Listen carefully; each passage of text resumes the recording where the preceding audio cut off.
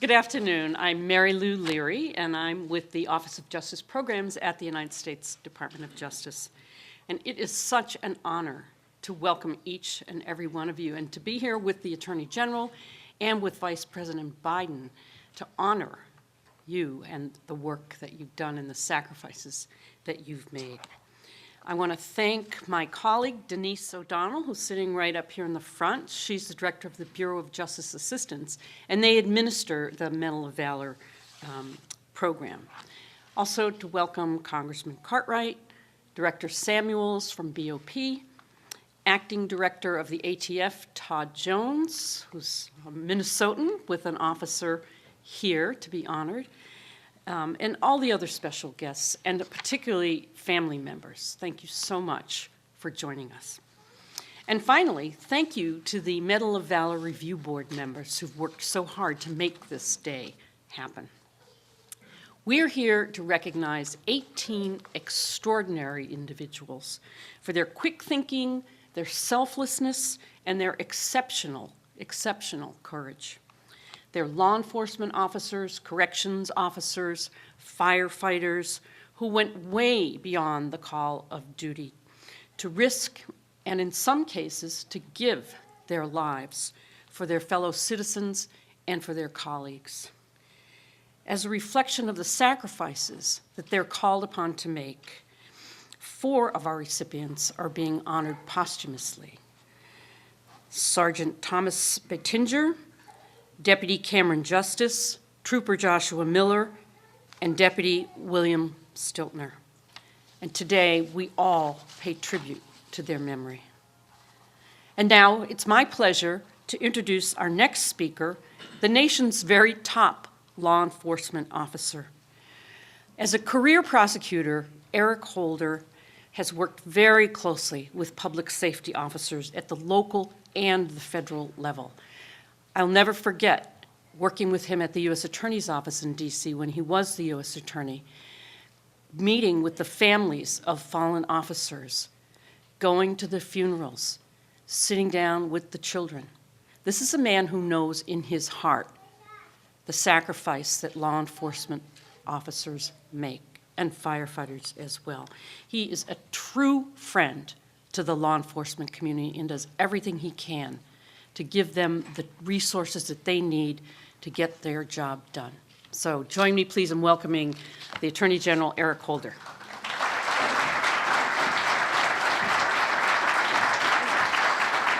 Thanks, Mary Lou. Well, good afternoon.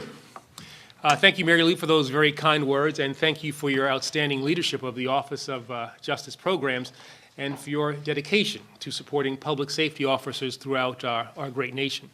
It is a pleasure to be with all of you here today and a privilege to join Vice President Biden and so many distinguished public servants, including Congressman Matthew Cartwright, the Director of the Bureau of Prisons, Charles Samuels, the Acting Director, soon to be Director of the Bureau of Alcohol, Tobacco, and Firearms and Explosives, Todd Jones, and the Director of the Bureau of Justice Assistance, Denise O'Donnell, in paying tribute to this year's recipients of the Medal of Valor. Now, this is truly an extraordinary occasion.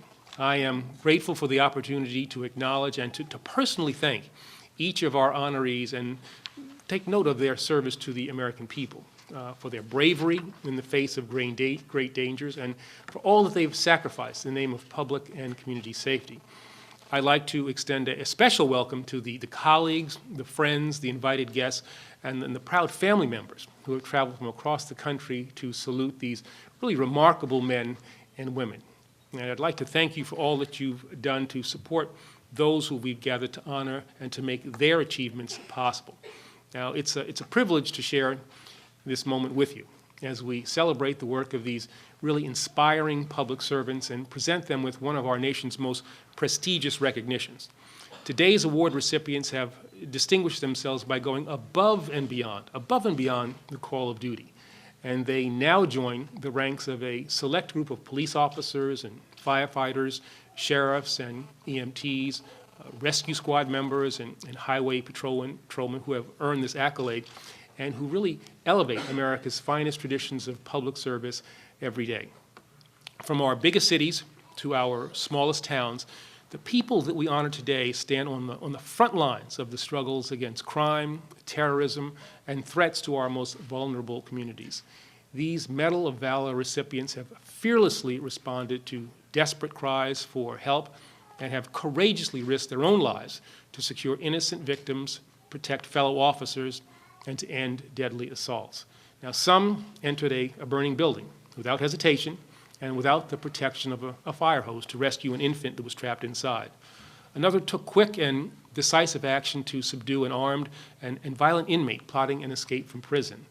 And one of our awardees caught fire in brave temperatures over 1,000 degrees while carrying a victim to safety.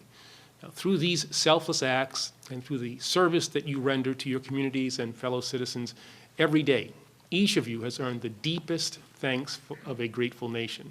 And all of you have incurred a debt of gratitude that this country can only hope to repay. So while no words can really can fully capture the courage that you have demonstrated, I believe you now join a cadre of heroes whose actions will always be remembered. And it is my sincere hope that your Medal of Valor will stand as a timeless tribute to your achievements and a symbol of the tradition of excellence that each of you exemplify. And of course, even as we celebrate the conduct and the contributions that define this remarkable group of public safety officers, we have to be mindful of the fact that serious challenges and urgent threats remain before us.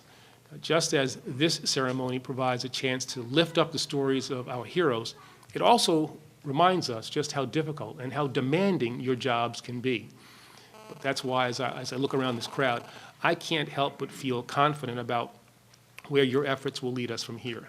So once again, on behalf of my colleagues across the Department of Justice, I want to thank you for all that you do. I'm proud to count you as partners in the work that remains our shared responsibility, and I congratulate you, really congratulate you on this well-deserved honor.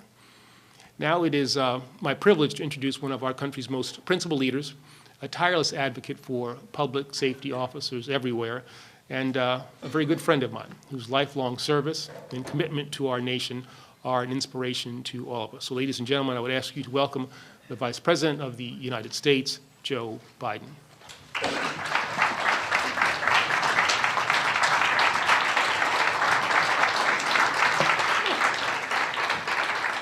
And the Vice President is on his way. So now this is Eric, Phil, please have a seat.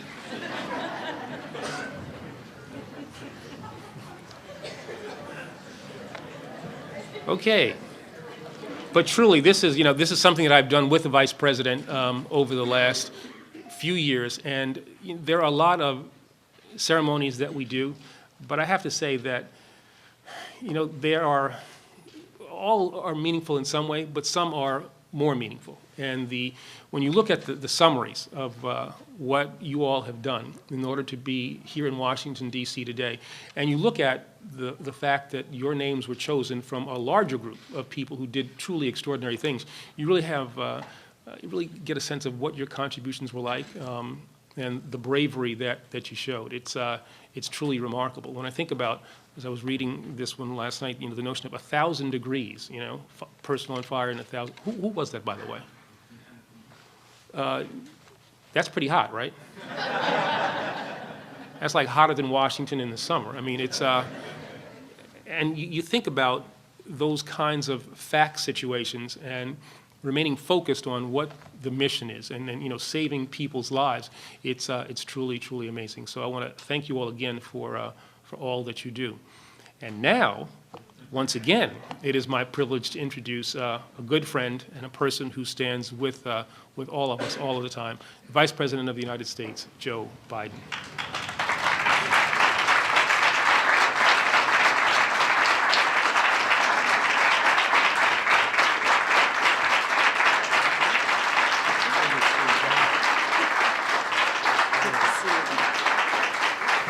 Hello, folks.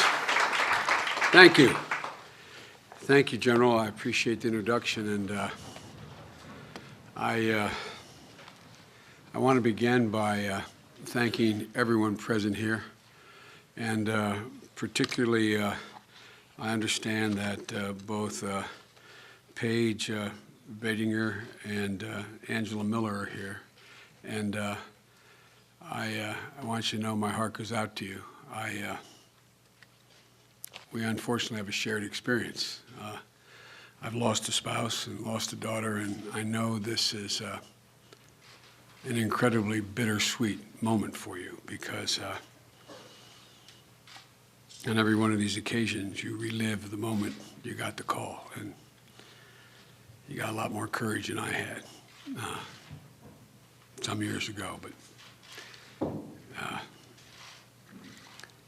one of the things you'll find is that the talk about firefighters and police officers being a family, it's real. It's real. You will have every firefighter and every police officer in your community looking out for you and your kids the rest of your life. And that's something special about firefighters and cops. And I mean that sincerely. Duty, honor, courage. These are the common denominators shared by 18 police officers and firefighters being honored here today, 4 posthumously. You all share, and you're all crazy, God love you. You all share a selflessness that's not easily explained. A commitment to your fellow man that's rare. A bravery that inspires, literally inspires almost everyone who hears about it. There's an element of these qualities in every man or woman who pins on a shield, whether it's as a firefighter or as a cop. Because being a police officer or a firefighter is not what you do, it's who you are. It's who you are. They asked my wife, they said, well, she's a teacher, she's a professor.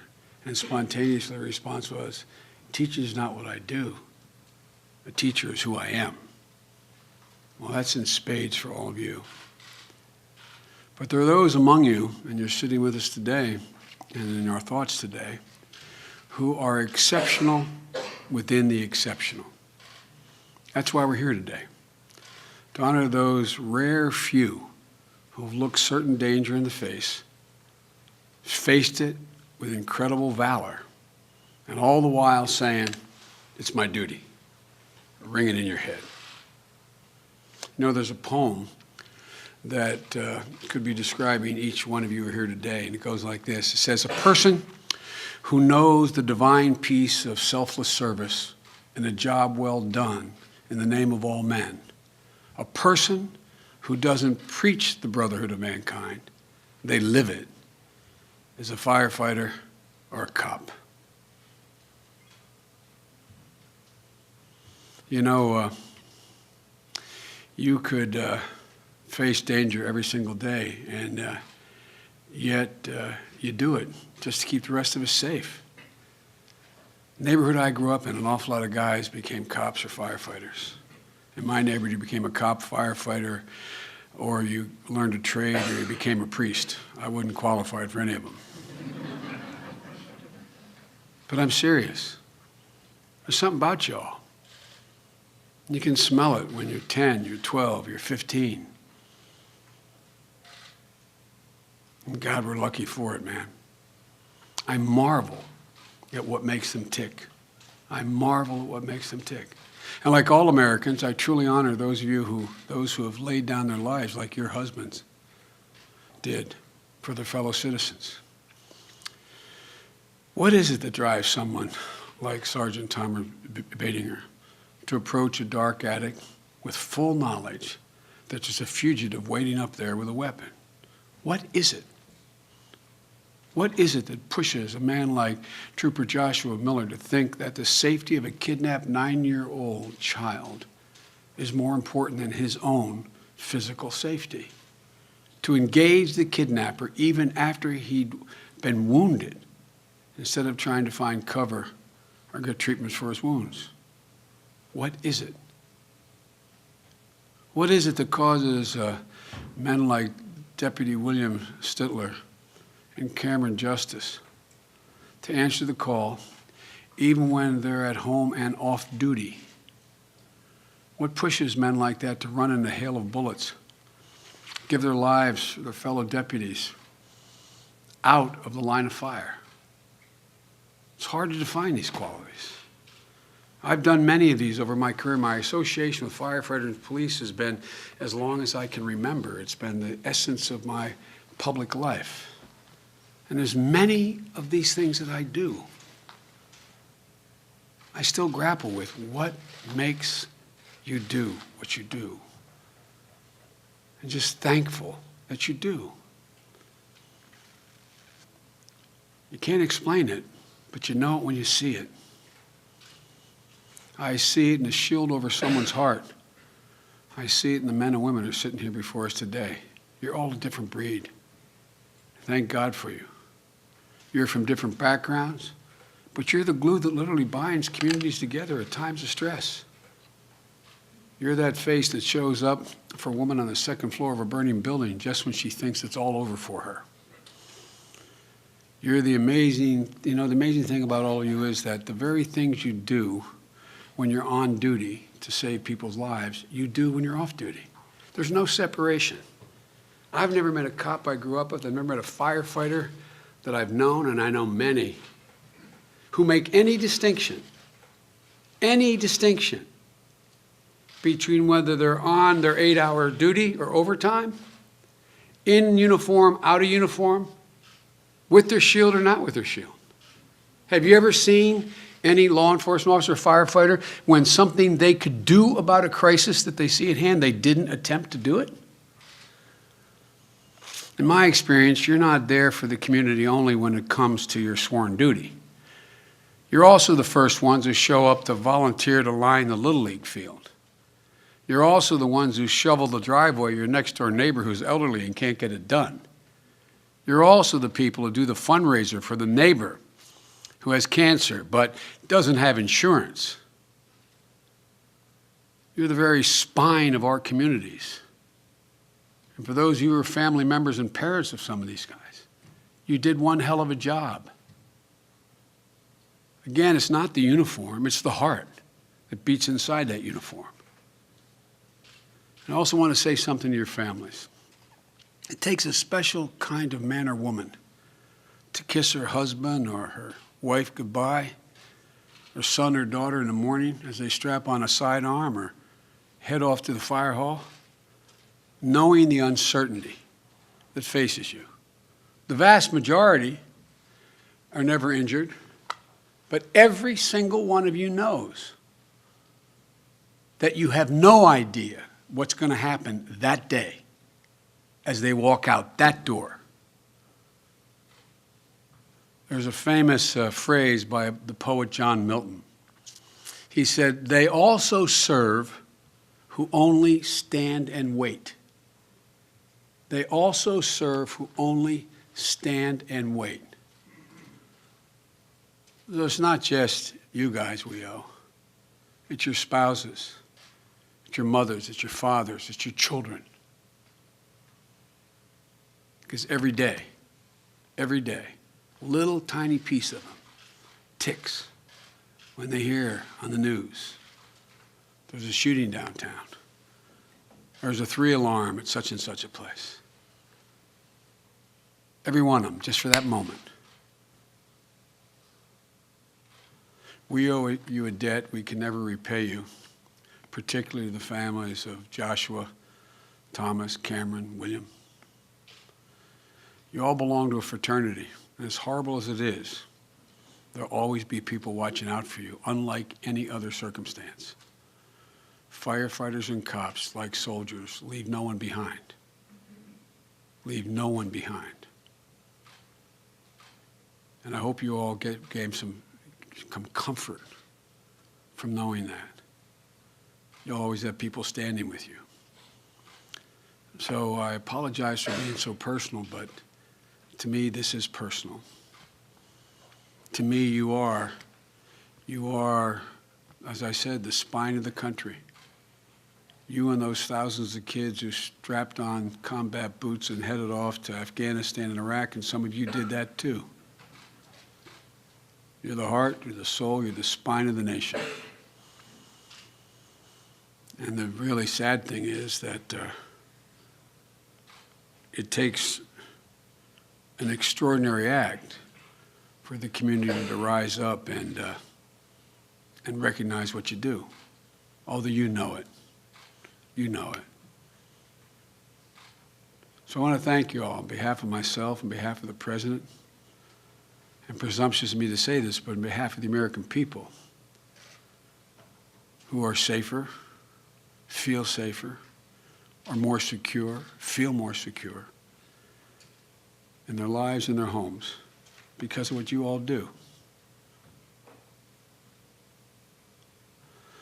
In these few words, I obviously haven't been able to pay tribute to the incredible men and women we're honoring today. So now we'd like to do something that, again, is just an attempt to show you how much we appreciate, how much we recognize, how much we need men and women like you to keep this the civil society. So I'd like to introduce Deputy Attorney General to read the citations. Again, from the bottom of my heart, thank you. And on behalf of the President, thank you, thank you, thank you.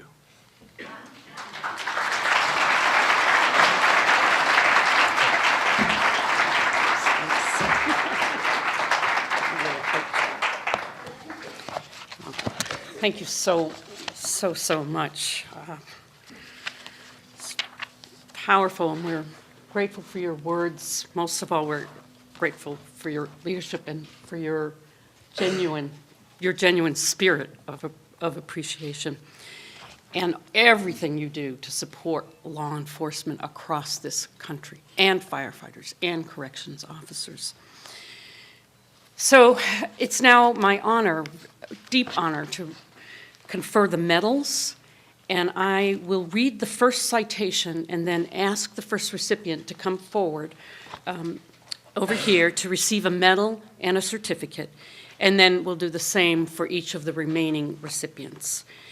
In the case of our fallen honorees, I would ask that their family members or agency representatives accepting on their behalf come forward. First, we'll confer the 2009-2010 medals, then the 2010-2011 medals. And the first recipient of the 2009-2010 Medal of Valor is Officer Julie Olson of Maplewood, Minnesota Police Department. And on September 7th, 2009, Officer Olson was called to assist a fellow officer from North St. Paul, Officer Richard Crittenden. Officer Crittenden had answered a call it was a domestic violence call, a woman whose estranged husband had come to her apartment. This woman had an order of protection against the suspect, and the North St. Paul Police Department knew him well. They had dealt with him many times. Officer Olson and Officer Crittenden arrived on the scene at the same moment. They entered the woman's apartment, and Officer Crittenden was immediately attacked by a man who was holding a flaming cloth. Officer Crittenden pushed the residents in the apartment out of the way, and he was struck in the face and the side of the head. And during the struggle that ensued, the suspect grabbed Officer Crittenden's sidearm and fired one round point blank at his head, and he died. The suspect then fired on Officer Olson, shattering her spare magazine and injuring her arm. She returned fire. She struck him several times, and then she backed out of the apartment. She immediately reloaded and re-entered with another officer. They disarmed and handcuffed that suspect, who subsequently died at the scene. Officer Olson, I don't know how you kept your composure under that stress, but bringing an end to a terrible situation. We thank you and congratulate you.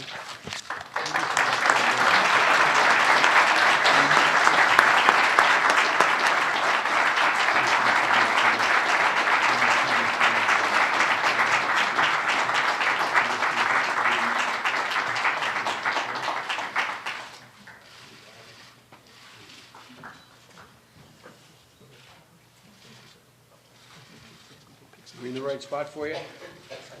You want us on this side? Okay. That's the Attorney General side.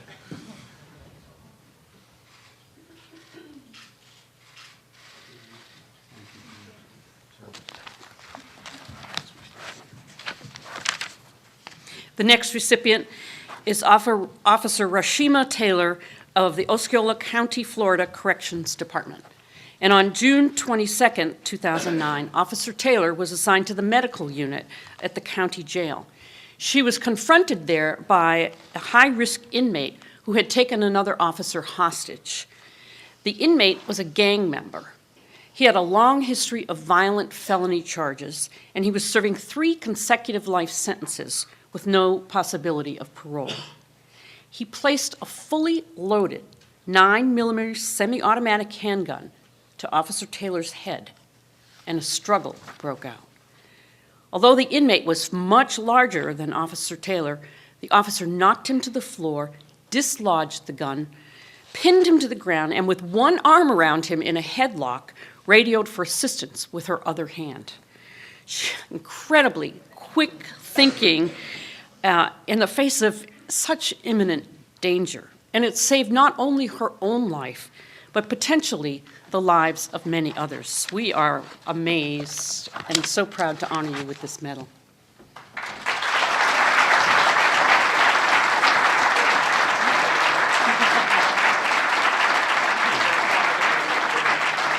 I'm going to try to do this right. You face out there, and I'm going to come behind you and do it, okay? Thank you. God love you. Congratulations. Thank you so much. Get our picture here.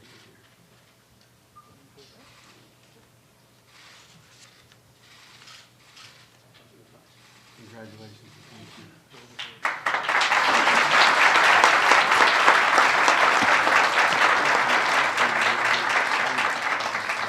And next, we honor wildlife officer Michael Neal of the Arkansas Fish and Game Commission. May 20th, 2010, Officer Neal answered a call for assistance after 2 police officers from West Memphis were shot and killed during a traffic stop. The shooting suspects were in a van in a parking lot, and they were using an AK-47 assault rifle and a handgun to fire on Sheriff Dick Busby and Chief Deputy W.A. Wren. When Officer Neal arrived, he used his truck to ram the suspect's van, preventing their escape, and he diverted the suspect's attention away from the sheriff and the deputy. The suspects opened fire on Officer Neal's truck and fired several rounds through the windshield. Officer Neal miraculously avoided being hit, and he opened fire. He disabled the driver and possibly the passenger before putting his truck in reverse and backing out of the line of fire so that other officers could continue the firefight. Both suspects were pronounced dead at the scene. By putting himself in harm's way like that, Officer Neal undoubtedly saved the lives of Sheriff Busby and Deputy Wren, both of whom were injured. Officer Neal, congratulations. Thank you.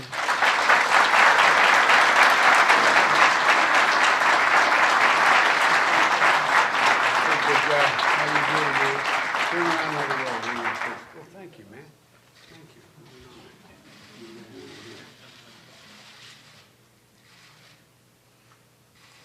Thank you, man. Congratulations and thank you. Here we go. Thank you. Appreciate it.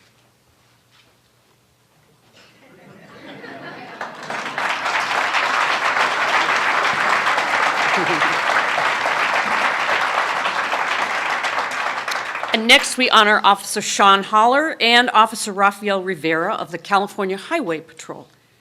February 25th, 2010, officers from the Fresno County Sheriff's Office were trying to serve a search warrant at a residence in the town of Minkler. As they approached the door, they came under intense gunfire, and one of the deputies was killed. After hearing the call over the radio for shots fired, Officer Haler responded to the scene and exchanged gunfire with that suspect. His fellow officer, Rivera, arrived then and took cover behind Officer Haler's patrol vehicle, and both of them engaged in a gunfight until ceasefire command was given. During a second exchange, another officer was hit. Officer Rivera moved to rescue that fallen officer while still under fire. Meanwhile, Officer Haler broke cover, moved into position to engage the suspect, providing cover for Officer Rivera. Officer Rivera was able then to move the injured officer to a protected position, although sadly, he did not survive his own injuries. And the assailant then committed suicide before the officers were able to enter the house. Both Officer Haler and Officer Rivera placed themselves in immediate and intense danger to save a fellow officer. Just as Vice President Biden said, they never leave anybody behind. We are so grateful for your actions. Officer Haler, would you please come forward?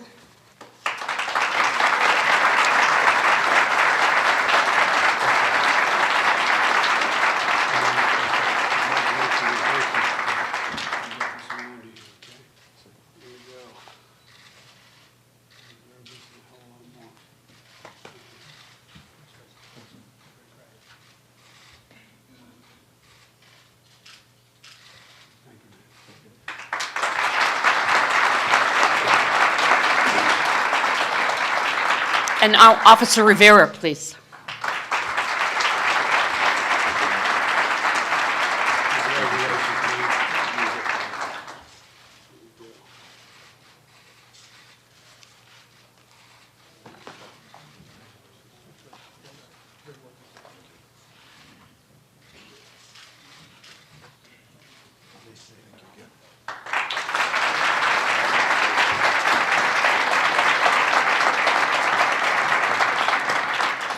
The next recipients are Trooper Robert Lombardo and fallen Trooper Joshua Miller of the Pennsylvania State Police.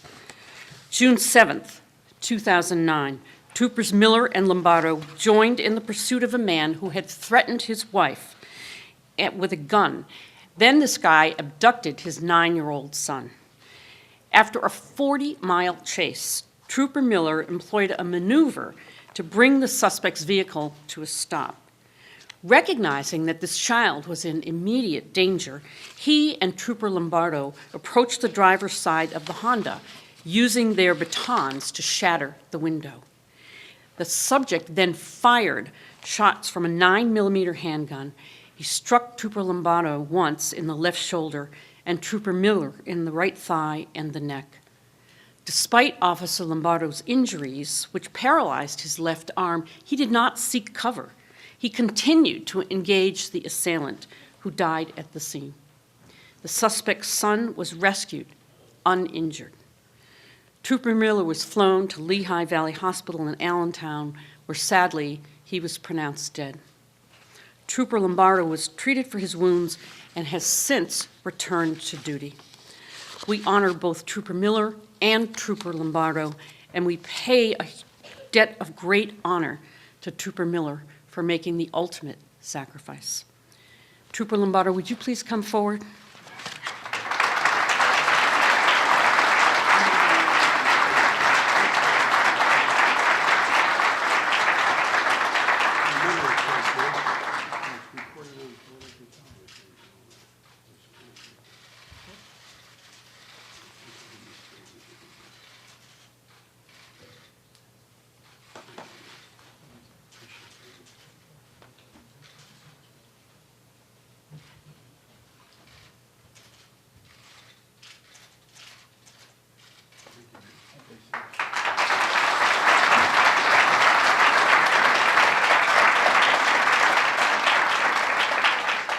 Accepting for Trooper Miller is his wife, Angela Miller, one of those brave family members that the Vice President spoke about.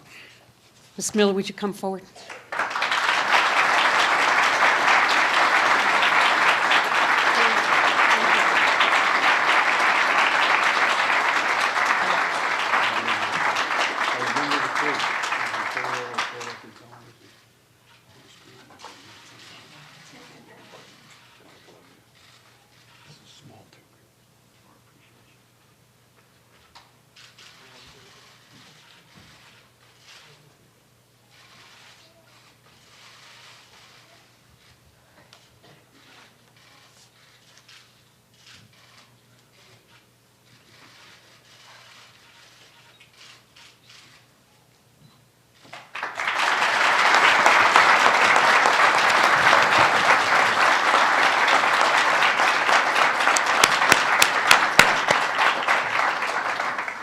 And now for the 2010-2011 honorees.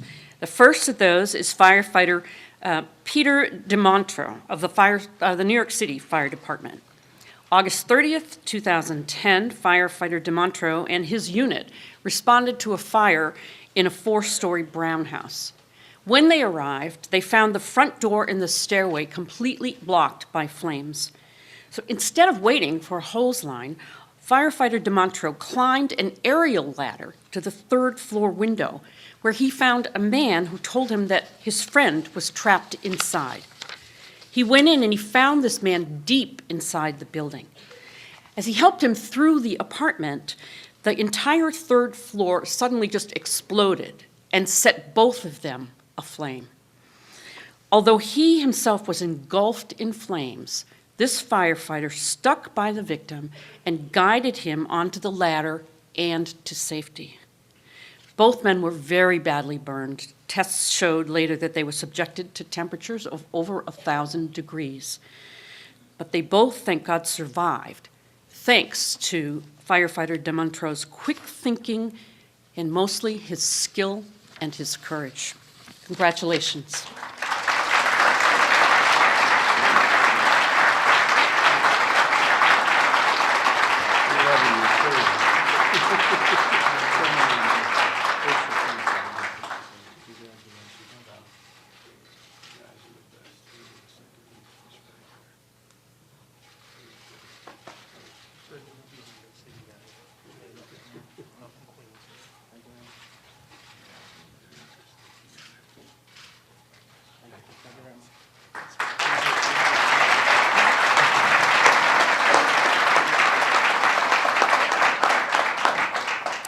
Now we honor another firefighter, 2 firefighters, firefighter Hope Scott and Battalion Chief William Reynolds of the Virginia Beach, Virginia Fire Department. On October 12, 2010, firefighter Scott, then Captain Reynolds, and their engine company responded to a fire in Virginia Beach. When they arrived, there were 2 family members who were on the roof of the porch, and they were trying to find a way to reach a baby and a 73-year-old woman who was the baby's great-grandmother. They were trapped inside, but the heavy smoke and the high heat prevented them from entering. Knowing that time was absolutely of the essence, Captain Reynolds and firefighter Scott entered a 2nd-floor window without a hose. That's a very risky maneuver. The heat was so intense that it rendered the thermal imaging camera ineffective. So they were forced to just crawl blindly through the debris. Firefighter Scott heard a faint cry, and he followed the sound, she followed the sound, sweeping the floor with her arms. She found that baby and handed it to Captain Reynolds. That baby made a full recovery, was brought to safety, made a full recovery, and did not suffer any major medical effects. Incredible. Sadly, the baby's great-grandmother later died of her injuries. But by undergoing one of the riskiest maneuvers in firefighting, Captain Reynolds and firefighter Scott demonstrated exceptional bravery and self-sacrifice. Congratulations. I can't imagine how you did that. Thank you.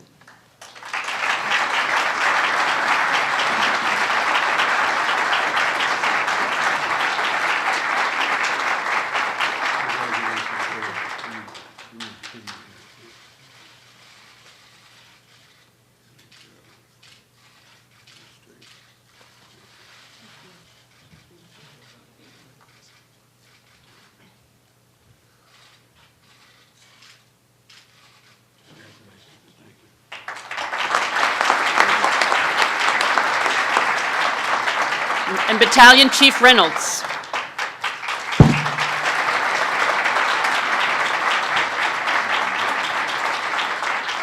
Congratulations, man. Thank you.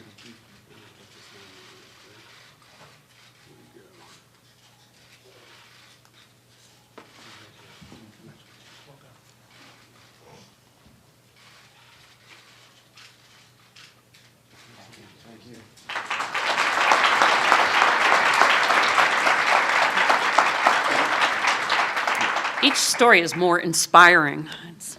The next honoree is Deputy Sheriff Krista McDonald of the Kitsap County, Washington Sheriff's Office.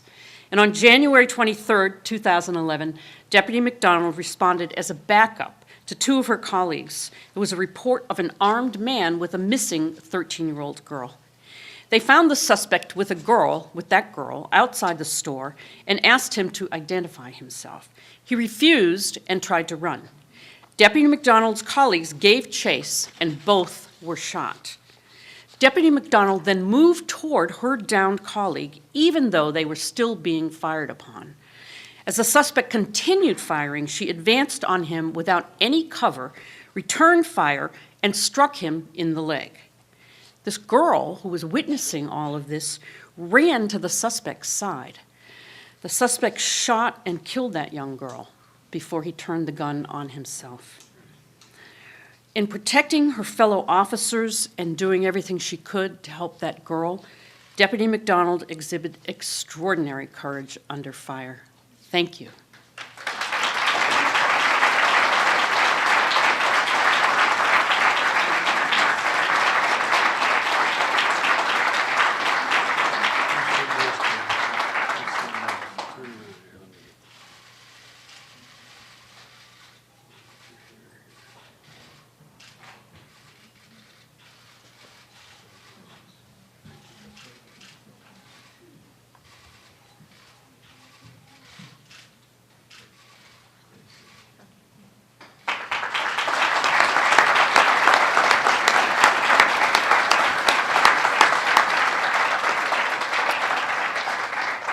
Our next recipients are Officer Timothy McClintock, Officer Max McDonald, Officer Douglas Weaver, Sergeant Carl Lounge Jr., and Fallen Sergeant Thomas Batinger of St. Petersburg, Florida Police Department. January 24th, 2011, a federal fugitive task force tracked a violent suspect to his house. Two members of the task force found this suspect in the attic. As they attempted to make an arrest, he pulled out his gun and shot both of them. One of the officers fell through the attic to the floor below. The suspect moved the other fatally wounded officer to an attic opening, trying to lure the fellow officers in. Officer McClintock, already on the scene, crawled to the downed officer on the floor. Even though he was under fire from above, he administered aid, pulled him back. Meanwhile, a rapid response team composed of Sergeant Batinger, Sergeant Lounge, and Officers McDonald and Weaver entered the house to rescue those besieged officers. Sergeant Batinger, a rapid response instructor, led the entry with a ballistic shield. With Sergeant Lounge providing cover, Sergeant Batinger moved under the attic, and that suspect let loose a barrage of gunfire, killing Sergeant Batinger. All of the officers who were engaged in that rescue attempt came under continuous fire. The incident did not end until that fugitive was shot and killed. Under incredibly challenging and dangerous circumstances, confronting an assailant who had the advantage of cover, these 5 brave men risked their lives to rescue their fellow officers and to bring a fugitive to justice. In doing that, Sergeant Batinger made the ultimate sacrifice. I first ask Officer McClintock to come forward.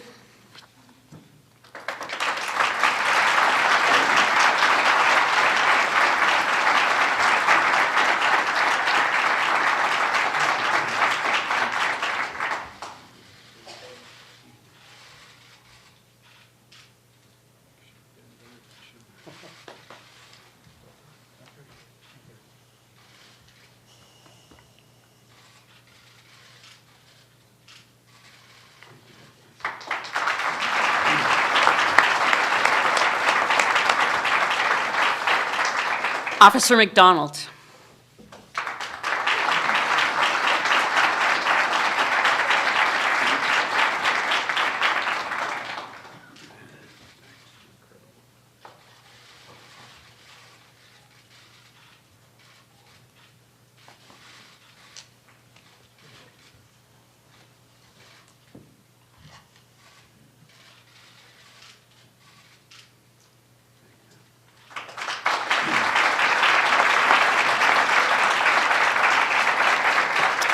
Officer Weaver.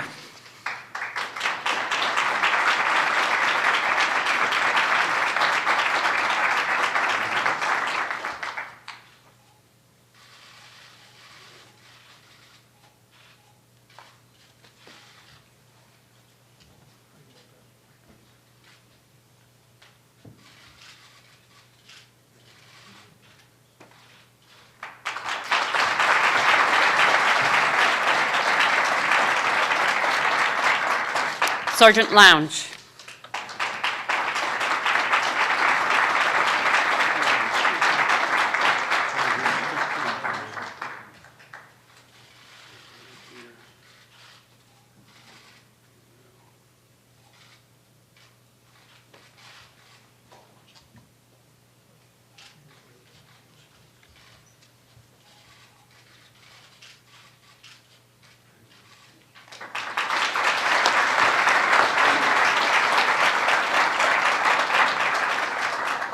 And now accepting for Sergeant Batinger is his wife, Paige Batinger. Would you come forward, please?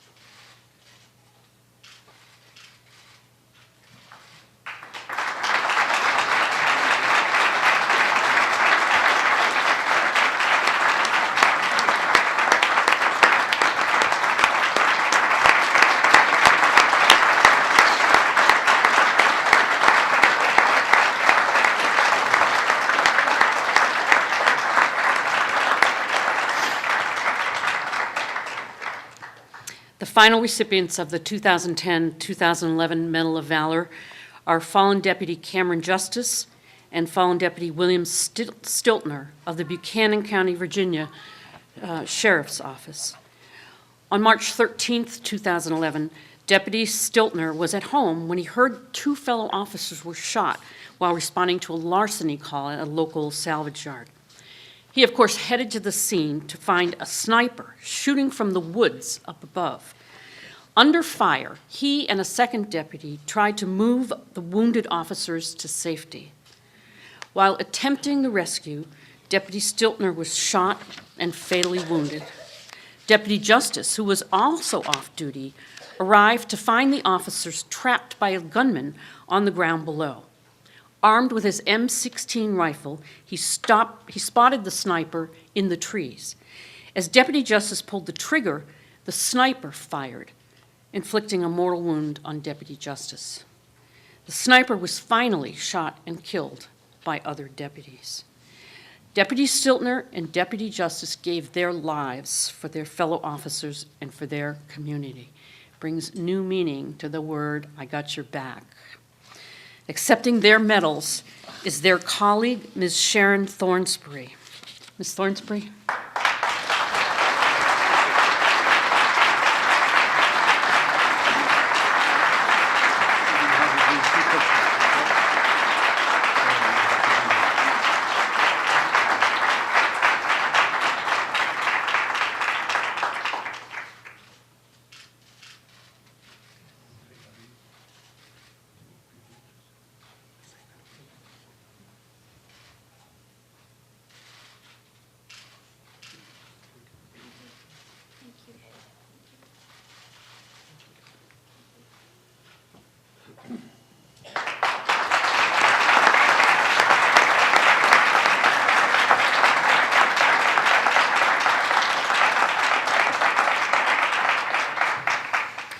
Thank you. And again, we honor all of our recipients. We owe you so much.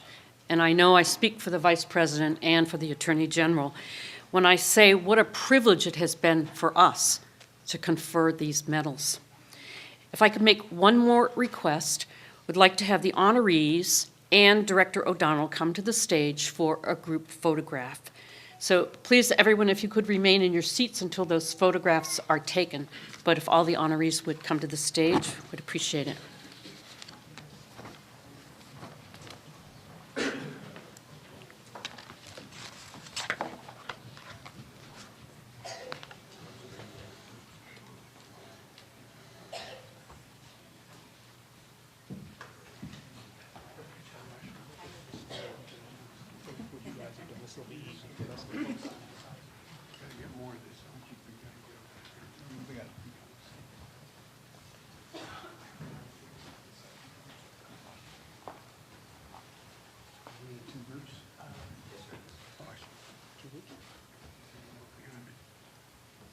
Denise, we don't want to get behind the podium. Okay, come on. You get right in front of me. Come on. Get right in here. Come on.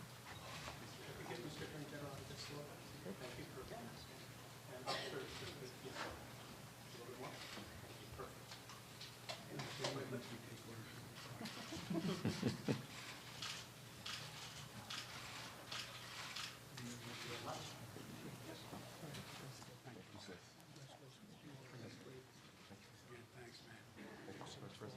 Thank you very much.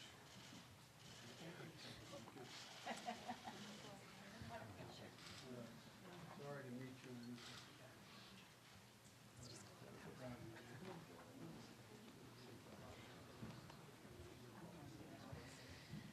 And that concludes our ceremony. Oh, excuse me, one more group.